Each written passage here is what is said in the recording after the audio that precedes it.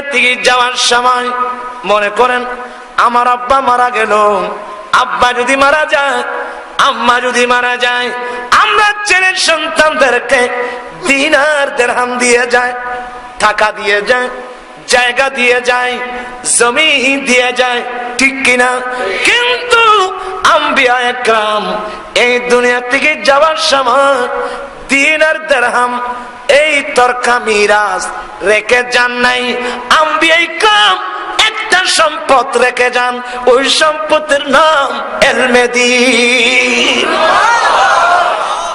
আমার বাইরা জায়গা জমিন আমার বাবার মিরাজ, টাকা পয়সা আমার বাবার মিরাজ, কিন্তু এগুলা নবীর মিরাজ নয়। আমার নবীর তরকা, আমার নবীর সম্পদ হলো ইলমে দ্বীন। এই জন্যে পৃথিবীর মধ্যে এমন কিছু বান্দা আছে মা বাবার রেখে যাওয়া দিনার দিরহাম জায়গা জমিন গরিব মিসকিনকে দান করে দিয়ে আমার নবীর মিরাজ পাওয়ার জন্য দেশের পর দেশ ভ্রমণ করেছেন। সুবহানাল্লাহ, আল্লাহু আকবার। ইমামুদ দুনিয়া ফিল হাদিস মুহাম্মদ ইবনে ইসমাঈলুল বুখারী রাহমাতুল্লাহ আলাইহি আজি বুখারী শরীফ পড়ছি। বুখারী শরীফ এই বহুত জমিদার ফ্যামিলির বুয়া, বহুত বড় পয়সাওয়ালা।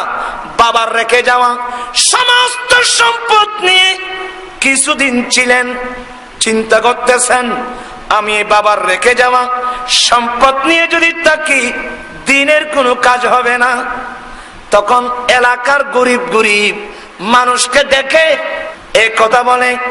ইমাম বুখারী সমস্ত জায়গা জমিন গরিব মিসকিনদেরকে দিয়ে দিলেন। উনি সিদ্ধান্ত নিলেন আমার অমূল্য জীবনটা আমার নবীর হাদিসের জ্ঞান অর্জন করার মধ্যে কাটিয়ে দেব। জীবনে কোনদিন পেট ভরে খানা খান নাই, শুকানো রুটি খেতেন, শুকনো রুটি খেজুর খেতেন।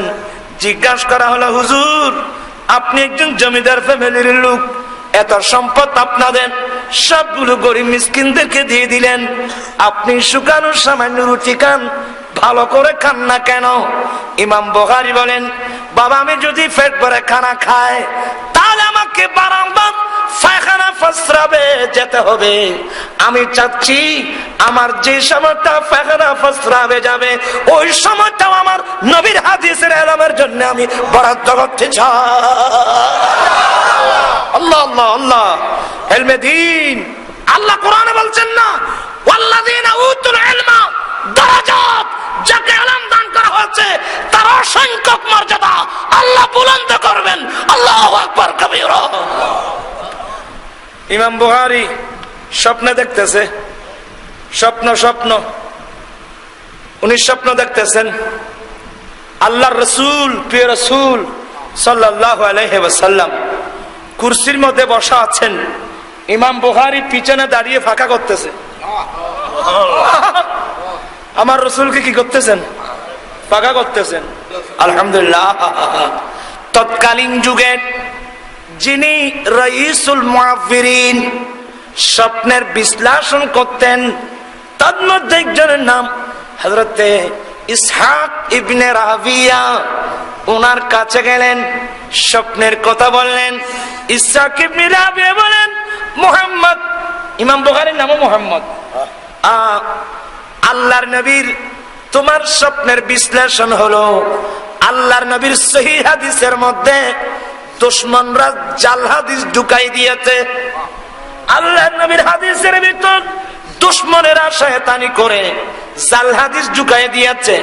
তোমার স্বপ্নের বিশ্লেষণ হলো তুমি রাসূলের বিশুদ্ধ হাদিসের মধ্যে যেগুলা জাল হাদিস ঢুকানো হয়েছে ওগুলো খুব বের করে সহিহ হাদিসগুলো এক জায়গায় একত্রিত করবে। এটা হচ্ছে তোমার স্বপ্নের বিশ্লেষণ। সুবহানাল্লাহ, আল্লাহু আকবার কবীরা। ইমাম বুখারী হারামের মধ্যে গেলেন, স্বপ্নের কথা স্মরণ হলো, সিদ্ধান্ত নিলেন আমি নবীজির হাদিসগুলো একত্রিত করব। লেখা আরম্ভ করলেন।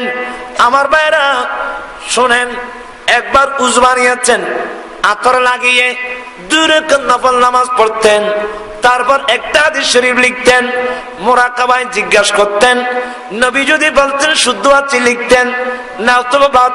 এইভাবে এক একটা হাদিসের পিছনে একবার উযু বানিয়েছেন, আতর লাগিয়েছেন, 2 রাকাত নফল নামাজ পড়েছেন। এইভাবে বুখারী শরীফ কমপ্লিট করতে বরাবর 16 বছর।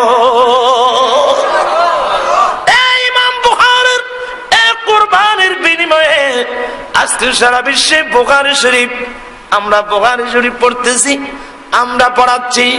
ইমাম বুখারীর অবদান এই জন্য তো ইমাম বুখারী যেদিন ইন্তেকাল করেছেন, আল্লাহর প্রিয় রাসূল ইমাম বুখারীর জন্য সাহাবায়ে কেরামদেরকে নিয়ে অপেক্ষা করতেছেন।